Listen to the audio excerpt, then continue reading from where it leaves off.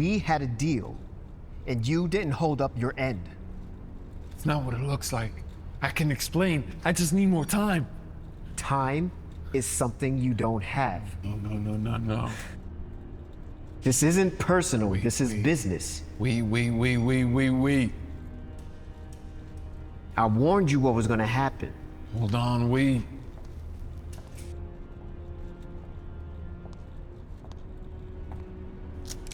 No, wait. You remember what we used to be? Back when we had each other's backs?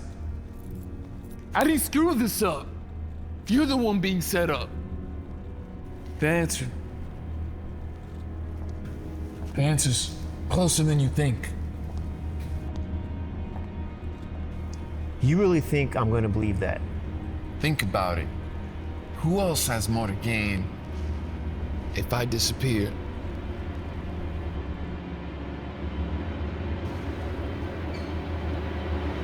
You?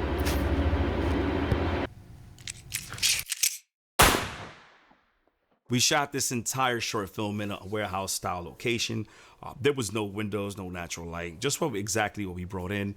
And let me show you exactly how we lit this short film with just two light.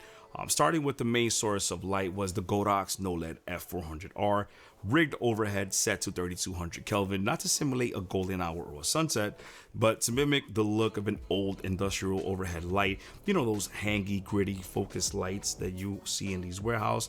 So I actually used the F400R with the included advanced softbox system with the diffusion in the grid just to control the spread, but it gave us those hard shadows on the actor that's sitting on a chair, which is Kane. Almost gives it like a spotlight type of look. If you notice the darkness on his neck, the separation was just amazing with, 3200 Kelvin. So I think that was a very, very nice look. And to be honest, this was actually the anchor, for the whole visual tone of this short film, which I'm very happy that this light was actually able to give me that look, which is just amazing.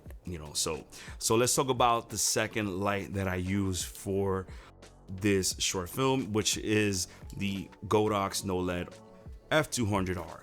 This one, I actually placed it in a corner in RGB mode, casting a subtle teal glow in the walls and on the floor. If you notice, that nice bounce back all around. It gave us that hint of a color that, that gives that scene a separation and a lot of depth, to be honest, especially when you're using the main source of key light, using a Kelvin value of 3200 Kelvin. It's just that separation from the teal and orange. I guess, that's why it's so popular in the industry. And that's the look that I wanted to go for. And if you notice, the teal contrasted, nicely with the warm tones of the F400R, keeping the frame cinematic because that's my importance on this shoot, and letting the shadows breathe. They weren't too harsh, but they were there. I used the inflatable softbox to make sure that the color spread was evenly across the environment. If you notice, again, in this scene, you see the teal in the background just super evenly in the back and was just not focused on one corner. So the fact that softbox was able to give us the look evenly was just amazing. And also there was other lights too in the scene that I took advantage that they were there.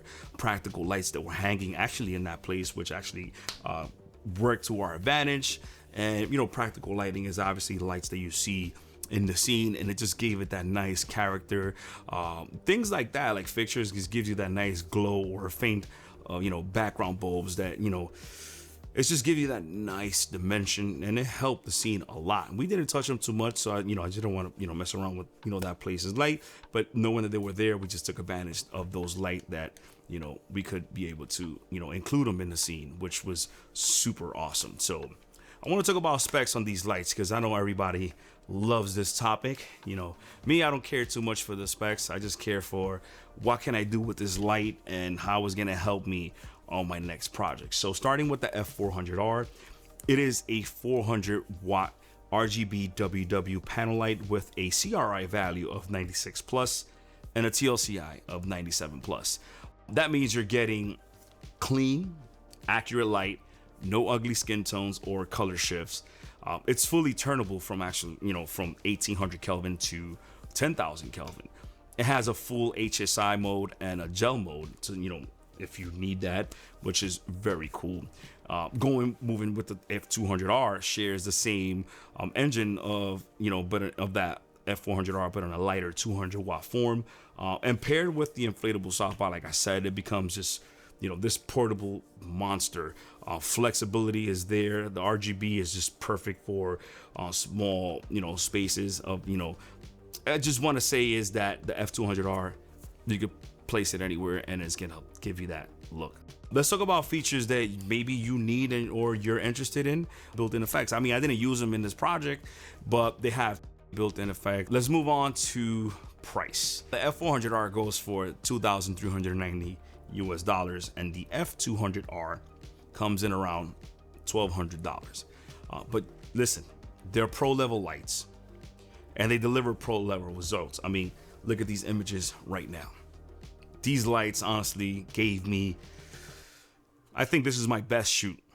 And not saying because these lights are better than others, but the way these lights work, the flexibility, the portability, it gave me that control. And when I tell you is, for instance, they come in super handy transportation cases, especially the F400R comes with this nice rolly case, which is big enough to fit both these lights in that case, which I did in this shoot. And I ended up using the duffel bag style of the F200R to bring in other stuff like lenses and a camera in there. But, you know, they don't come in a cardboard box, so that's good. You know, but like I have to say, I'm gonna mention is practicality, build quality, and not to mention, if you want to do a shoot in the rain, then I'm gonna go bad on you. They're water resistant, which is awesome. A lot of lights don't do that. Let's talk about my final thoughts. What can I say? These lights are accurate, super cinematic. Soft lighting is exactly what I always try to imitate. Like the fact that these panel lights can do that with less stuff. If you guys are interested in picking up these lights, I'm gonna leave affiliate links in the description so you guys can check it out. It's not gonna cost you more, but it helps out the channel to make more videos like this. So this is gonna be it for me. I hope you found this video useful, informative. And if you did, go out there, create, and I'm gonna catch you guys in the next video. Peace.